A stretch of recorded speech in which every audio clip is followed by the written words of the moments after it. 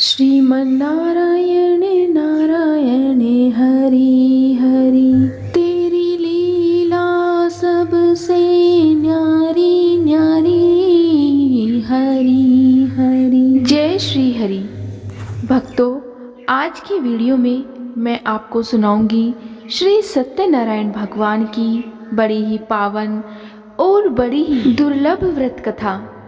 तो सत्यनारायण भगवान के चरणों में ध्यान लगाते हुए सुनते हैं श्री सत्यनारायण भगवान की व्रत कथा। सत्यनारायण भगवान की कथा का पहला अध्याय।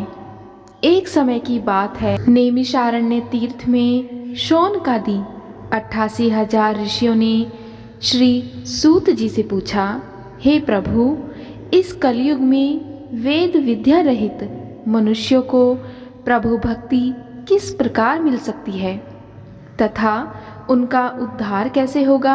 हे मुनि श्रेष्ठ, कोई ऐसा तप बताइए जिससे थोड़े समय में ही पुण्य मिले और मनोवांछित फल की भी प्राप्ति हो जाए। इस प्रकार की कथा सुनने की हम इच्छा रखते हैं।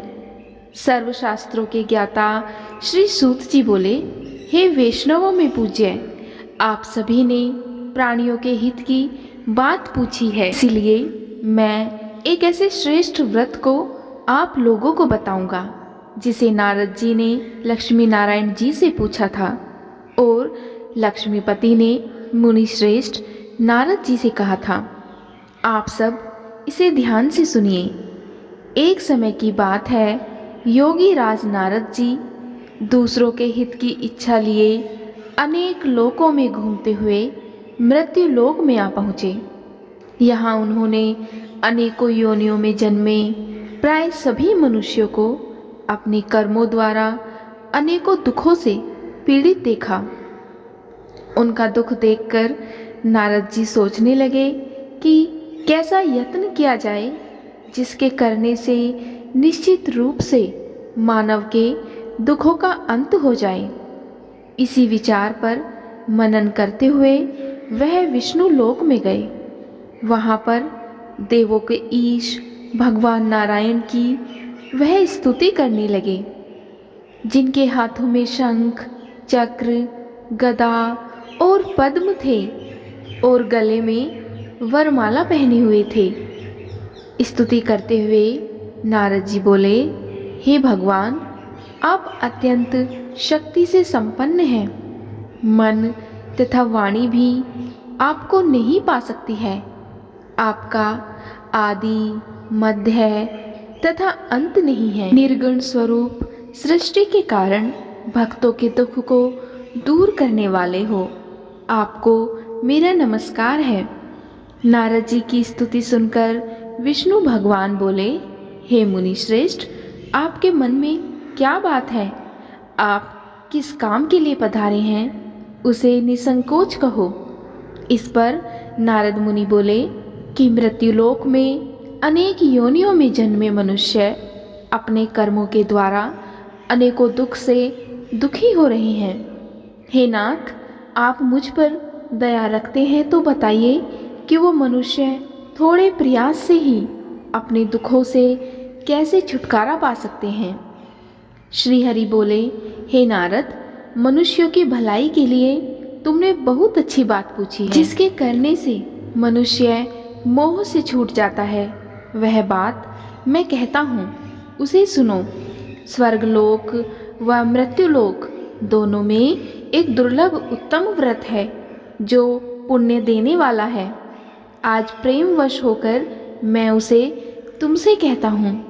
श्री सत्यनारायण भगवान का यह व्रत अच्छी तरह विधान पूर्वक करके मनुष्य तुरंत ही यहाँ सुख भोग कर मरने पर मोक्ष को प्राप्त करता है। श्री हरि के वचन सुनकर नारद जी बोले कि उस व्रत का फल क्या है और उसका विधान क्या है। यह व्रत किसने किया था, इस व्रत को किस दिन करना चाहिए, सभी कुछ आप विस्तार से बताएं। नारद जी की बात सुनकर श्री हरि बोले, दुख व शोक को दूर करने वाला यह व्रत सभी स्थानों पर विजय दिलाने वाला है। मानव को भक्ति व श्रद्धा के साथ शाम को श्री सत्यनारायण की पूजा धर्मपरायण होकर ब्राह्मणों व बंधुओं के साथ करनी चाहिए। भक्ति भाव से ही नैवेद्य, केले का फल, घी, दूध और गेहूं का आटा सवाया ले। गेहूं के स्थान पर साठी का आटा, शक्कर तथा गुड़ लेकर व सभी भक्षण योग्य पदार्थों को मिलाकर भगवान का भोग लगाएं। ब्राह्मणों सहित बंधु बांधवों को भी भोजन कराएं। उसके बाद स्वयं भोजन करें। भजन कीर्तन के साथ भगवान की भक्ति में लीन हो जाएं। इस तरह से श्री सत्यनारायण भगवान का यह व्रत करने पर मनुष्य की सारी इच्छाएं निश्चित रूप से पूरी होती हैं। इस कलिकाल अर्थात कलयुग में मृत्यु लोक में मोक्ष का यही एक सरल उपाय बताया गया है। इति श्री सत्यनारायण व्रत कथा का प्रथम अध्याय संपूर्ण। अब सुनिए श्री सत्यनारायण व्रत कथा का दूसरा अध्याय। सूत जी बोले, हे ऋषियों, जिसने पहले समय में इस व्रत को किया था उसका इतिहास मैं तुमसे कहता हूँ। ध्यान से सुनो। सुंदर काशीपुरी नगरी में एक अत्यंत निर्धन ब्राह्मण रहता था। भूख प्यास से परेशान वह धरती पर घूमता रहता था। ब्राह्मणों से प्रेम करने वाले भगवान ने एक दिन ब्राह्मण का वेश धारण कर उसके पास जाकर पूछा, हे विप्र, नित्य दुखी होकर तुम पृथ्वी पर क्यों घूमते हो? दीन ब्राह्मण बोला, मैं निर्धन ब्राह्मण हूँ, भिक्षा के लिए धरती पर घूमता हूँ। हे भगवान, यदि आप इसका कोई उपाय जानते हो तो बताइए। वृद्ध ब्राह्मण कहता है कि सत्यनारायण भगवान मनोवांछित फल देने वाले हैं, इसीलिए तुम उनका पूजन करो। इसे करने से मनुष्य सभी दुखों से मुक्त हो जाता है। वृद्ध ब्राह्मण बनकर आए सत्यनारायण भगवान उस निर्धन ब्राह्मण को व्रत का सारा विधान बताकर अंतर ध्यान हो गए। ब्राह्मण मन ही मन सोचने लगा कि जिस व्रत को वृद्ध ब्राह्मण करने को कह गया है मैं उसे जरूर करूँगा। यह निश्चय करने के बाद उसे रात में नींद नहीं आई। वह सवेरे उठकर सत्यनारायण भगवान के व्रत का निश्चय कर भिक्षा के लिए चला गया। उस दिन निर्धन ब्राह्मण को भिक्षा में बहुत धन मिला, जिससे उसने बंधु बांधवों के साथ मिलकर श्री सत्यनारायण भगवान का व्रत संपन्न किया।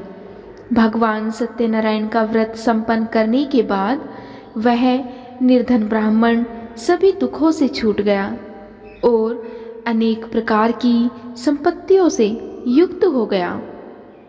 उसी समय से यह ब्राह्मण हर माह इस व्रत को करने लगा। इस व्रत से सत्यनारायण भगवान के व्रत को जो मनुष्य करेगा वह सभी प्रकार के पापों से छूटकर मोक्ष को प्राप्त होगा। जो मनुष्य इस व्रत को करेगा वह सभी दुखों से मुक्त हो जाएगा। सूत जी बोले कि इस तरह से नारद जी से नारायण जी का कहा हुआ श्री सत्यनारायण व्रत मैंने तुमसे कहा है। हे विप्रो, मैं अब और क्या कहूँ? ऋषि बोले, हे मुनिवर, संसार में उस विप्र से सुनकर और किस किसने इस व्रत को किया, हम सब इस बात को सुनना चाहते हैं। इसके लिए हमारे मन में श्रद्धा का भाव है। सूत जी बोले, हे मुनियों, जिसने इस व्रत को किया है वह सब सुनो। एक समय वही विप्र धन व ऐश्वर्य के अनुसार अपने बंधु बांधवों के साथ इस व्रत को करने को तैयार हुआ। उसी समय एक लकड़ी बेचने वाला बूढ़ा आदमी आया और लकड़ियां बाहर रखकर अंदर ब्राह्मण के घर में गया। प्यास से दुखी वह लक्कड़हारा उनको व्रत करते देख विप्र को नमस्कार करके पूछने लगा कि आप यह क्या कर रहे हैं तथा इसे करने से क्या फल मिलेगा, कृपया मुझे भी बताएं। ब्राह्मण ने कहा कि सब मनोकामनाओं को पूरा करने वाला यह श्री सत्यनारायण भगवान का व्रत है। इनकी कृपा से ही मेरे घर में धन धान्य आदि की वृद्धि हुई है। विप्र से सत्यनारायण व्रत के बारे में जानकर लक्कड़हारा बहुत प्रसन्न हुआ। चरणामृत लेकर व प्रसाद खाने के बाद वह अपने घर गया। लक्कड़हारे ने अपने मन में संकल्प किया कि आज लकड़ी बेचने से जो धन मिलेगा उसी से श्री सत्यनारायण भगवान का उत्तम व्रत करूंगा। अपने मन में इस विचार को लेकर बूढ़ा लक्कड़हारा सिर पर लकड़ियां रखकर उस नगर में बेचने गया जहां धनी लोग ज़्यादा रहते थे। उस नगर में उसे अपनी लकड़ियों का दाम पहले से 4 गुना अधिक मिला। बूढ़ा लक्कड़हारा प्रसन्नता के साथ दाम लेकर केले, शक्कर, घी, दूध, दही और गेहूं का आटा लेकर श्री सत्यनारायण भगवान के व्रत की अन्य सामग्रियां लेकर अपने घर गया। वहां उसने अपने बंधु बांधवों को बुलाकर खान से श्री सत्यनारायण भगवान का पूजन और व्रत किया। इस व्रत के प्रभाव से वह बूढ़ा लक्कड़हारा धन, पुत्र आदि से युक्त होकर संसार के समस्त सुख भोग कर अंत काल में बैकुंठ धाम को चला गया। इति श्री सत्यनारायण व्रत कथा का 2वां अध्याय संपूर्ण। अब हम सुनेंगे श्री सत्यनारायण भगवान कथा का 3रा अध्याय। सूत जी बोले, हे श्रेष्ठ मुनियों, अब आगे की कथा कहता हूँ। पहले समय में उल्का मुख नाम का एक बुद्धिमान राजा था। वह सत्यवक्ता और जितेंद्रिय था। प्रतिदिन देव स्थानों पर जाता और निर्धनों को धन देकर उनके कष्ट दूर करता था। उसकी पत्नी कमल के समान मुख वाली तथा सती साध्वी थी। भद्रशिला नदी के तट पर उन दोनों ने श्री सत्यनारायण भगवान का व्रत किया। उसी समय साधु नाम का एक वेश्य आया। उसके पास व्यापार करने के लिए बहुत सा धन भी था। राजा को व्रत करते देखकर वह विनय के साथ पूछने लगा, हे राजन, भक्ति भाव से पूर्ण होकर आप यह क्या कर रहे हैं? मैं सुनने की इच्छा रखता हूँ, तो आप मुझे बताएं। राजा बोला, हे साधु, अपने बंधु बांधवों के साथ पुत्र आदि की प्राप्ति के लिए एक महाशक्तिमान श्री सत्यनारायण भगवान का व्रत व पूजन कर रहा हूँ। राजा के ऐसे वचन सुनकर साधु आदर के साथ बोला, हे राजन, मुझे इस व्रत का सारा विधान कहिए। आपके कथा अनुसार मैं भी इस व्रत को करूँगा। मेरी भी संतान नहीं है और इस व्रत को करने से निश्चित रूप से मुझे संतान की प्राप्ति होगी। राजा से व्रत का सारा विधान सुन व्यापार से निवृत्त हो वह अपने घर गया। साधु वैश्य ने अपनी पत्नी को संतान देने वाले इस व्रत का वर्णन कह सुनाया और कहा कि जब मेरी संतान होगी तब मैं इस व्रत को करूँगा। साधु ने इस तरह के वचन अपनी पत्नी लीलावती से कहे। एक दिन लीलावती पति के साथ आनंदित हो सांसारिक धर्म में प्रवृत्त होकर सत्यनारायण भगवान की कृपा से गर्भवती हो गई। 10वें महीने में उसके गर्भ से एक सुंदर कन्या ने जन्म लिया। वह कन्या दिनों दिन ऐसे बढ़ने लगी जैसे कि शुक्ल पक्ष का चंद्रमा बढ़ता है। माता पिता ने अपनी कन्या का नाम कलावती रखा। एक दिन लीलावती ने मीठे शब्दों में अपने पति को याद दिलाया कि आपने श्री सत्यनारायण भगवान के जिस व्रत को करने का संकल्प किया था उसे करने का समय आ गया है। आप इस व्रत को करिए। साधु बोला, हे प्रिय, इस व्रत को मैं अपनी पुत्री के विवाह पर करूँगा। इस प्रकार अपनी पत्नी को आश्वासन देकर वह नगर को चला गया। कलावती पिता के घर में कर वृद्धि को प्राप्त हो गई। साधु ने एक बार नगर में अपनी कन्या को सखियों के साथ देखा तो तुरंत ही दूत को बुलाया और कहा कि मेरी कन्या के योग्य वर देख कर आओ।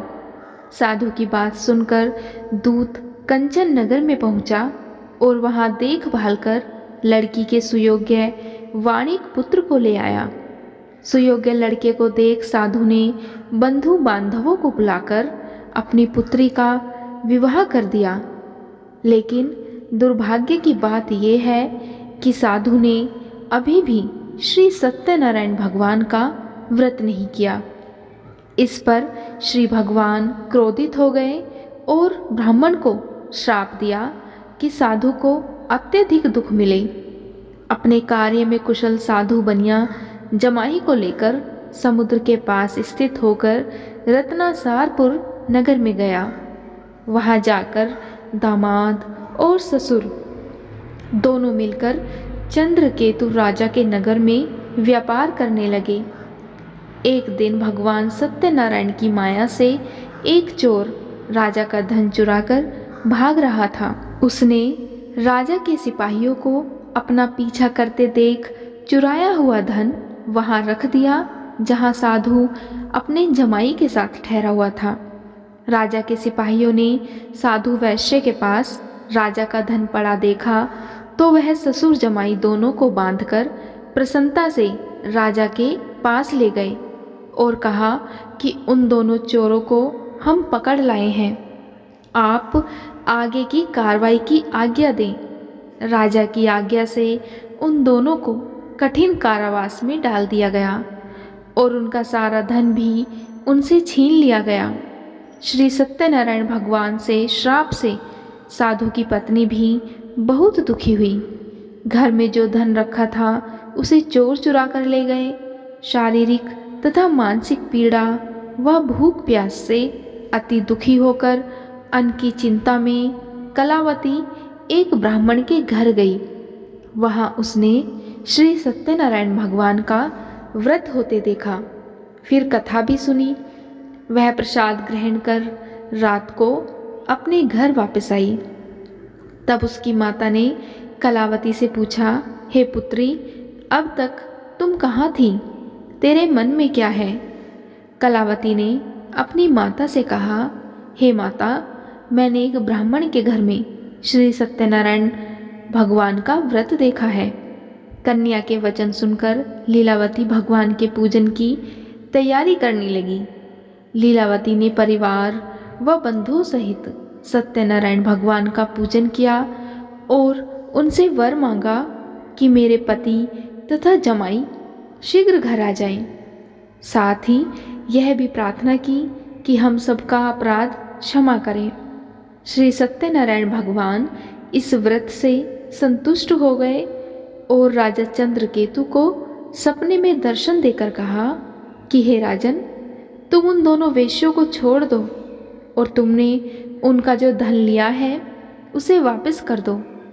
अगर तुमने ऐसा नहीं किया तो मैं तुम्हारा धन, राज्य व संतान सभी को नष्ट कर दूंगा। राजा को यह सब कहकर वह अंतर ध्यान हो गए। प्रातःकाल सभा में राजा ने अपना सपना सुनाया। फिर बोले कि वणिक पुत्र को और साधु को कैद से मुक्त कराकर सभा में लाओ। दोनों ने आते ही राजा को प्रणाम किया। राजा मीठी वाणी में बोला, हे महानुभावों, भाग्यवश ऐसा कठिन दुख तुम्हें प्राप्त हुआ है, लेकिन अब तुम्हें कोई भय नहीं है।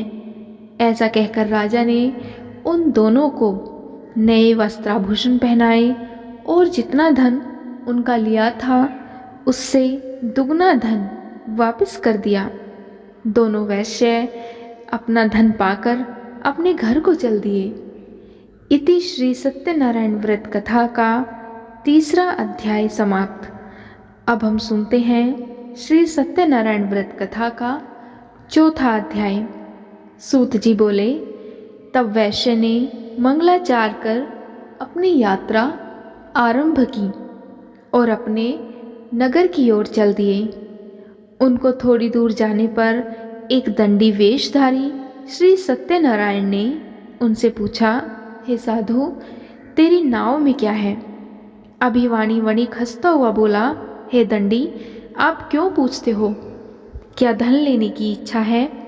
मेरी नाव में तो बेल व पत्ते भरे हुए हैं। वैश्य के कठोर वचन सुनकर भगवान बोले कि तुम्हारा वचन सत्य हो। दंडी ऐसे वचन कहकर वहां से दूर चले गए। कुछ दूर जाकर समुद्र के किनारे पर बैठ गए। दंडी के जाने के बाद साधु वैश्य ने नित्य क्रिया के पश्चात अपनी नाव को ऊंची उठते देखकर अचंभा माना और नाव में बेल पत्ते आदि देखकर वह मूर्छित होकर जमीन पर गिर पड़ा। मूर्छा खुलने पर वह अत्यंत शोक में डूब गया। तब उसका दामाद बोला कि आप शोक न मनाएं, यह सब तो उस दंडी का शाप है, इसीलिए हमें उसकी शरण में जाना चाहिए, तभी हमारी मनोकामना पूर्ण होगी। दामाद की बात सुनकर वह दंडी के पास पहुंचा और अत्यंत भक्ति भाव से नमस्कार करके बोला कि मैंने आपसे जो जो असत्य वचन कहे थे उनके लिए मुझे क्षमा दें। ऐसा कहकर महान शोकातुर होकर वह रोने लगा। तब दंडी भगवान बोले, हे वणिक पुत्र, मेरी आज्ञा से बार बार तुम्हें दुख प्राप्त हुआ है, तू मेरी पूजा से विमुख हुआ। तब साधु बोला, हे भगवान, आपकी माया से ब्रह्मा आदि देवता भी आपके रूप को नहीं जानते, तब मैं अज्ञानी कैसे जान सकता हूँ? आप मुझ पर प्रसन्न होए, अब मैं अपनी सामर्थ्य के अनुसार आपकी पूजा करूँगा। आप मेरी रक्षा करो और पहले के समान मेरी नौका में धन भर दो। साधु वैश्य के भक्ति पूर्वक वचन सुनकर भगवान प्रसन्न हो गए और उसकी इच्छा अनुसार वरदान देकर वहां से अंतर्ध्यान हो गए। अब ससुर जमाई जब नाव पर आए तो नाव धन से भरी हुई थी। फिर वहीं अपने अन्य साथियों के साथ उन्होंने सत्यनारायण भगवान का पूजन कर अपने नगर को चल दिए। जब वे दोनों नगर के नज़दीक पहुँचे तो दूत को अपने घर पर खबर करने के लिए भेज दिया। दूत साधु की पत्नी को प्रणाम कर कहता है कि मालिक अपने दामाद सहित नगर के निकट आ गए हैं।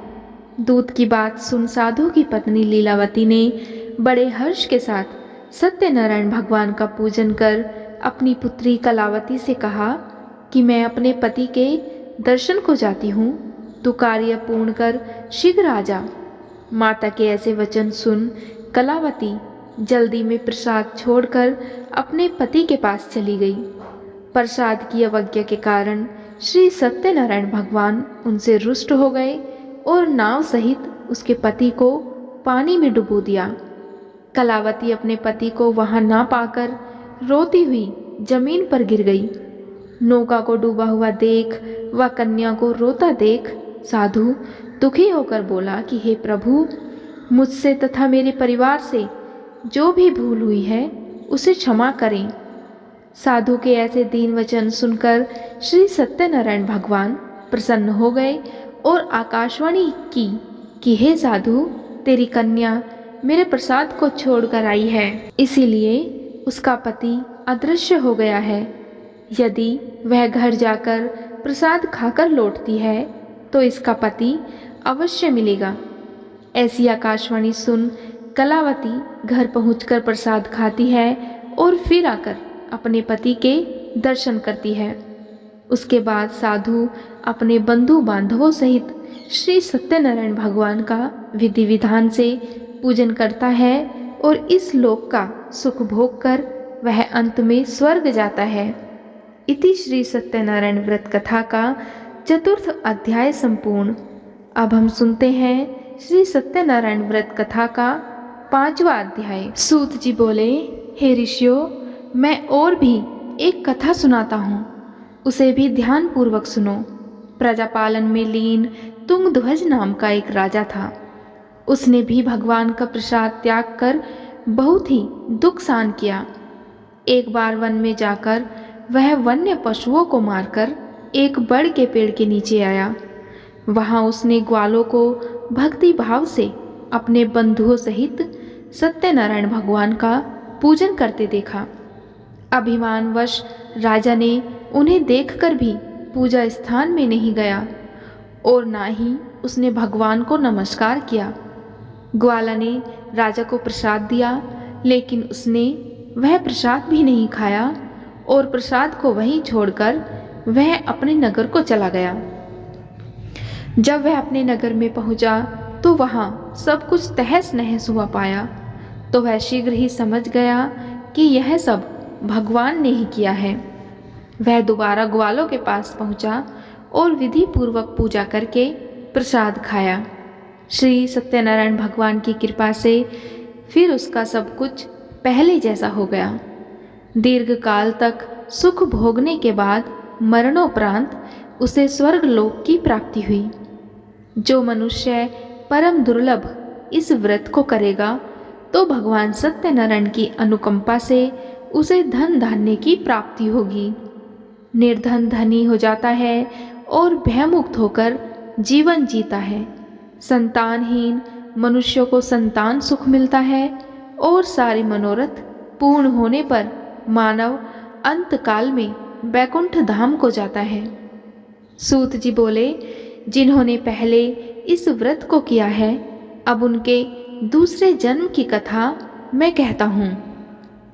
वृद्ध शतानंद ब्राह्मण ने सुदामा का जन्म लेकर मोक्ष की प्राप्ति की। लक्कड़हारे ने अगले जन्म में निषाद बनकर मोक्ष प्राप्त किया। उल्का मुख नाम का राजा दशरथ होकर बैकुंठ को गए।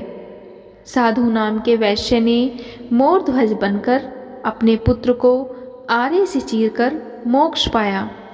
महाराज तुंगध्वज ने स्वयंभू होकर भगवान में भक्ति युक्त हो कर्म करके मोक्ष पाया। इति श्री सत्यनारायण व्रत कथा का 5वां अध्याय संपूर्ण। श्रीमन्नारायण नारायण हरि हरि, भजमन नारायण नारायण हरि हरि। तेरी लीला सबसे न्यारी न्यारी हरि हरि। बोलो श्री सत्यनारायण भगवान की जय।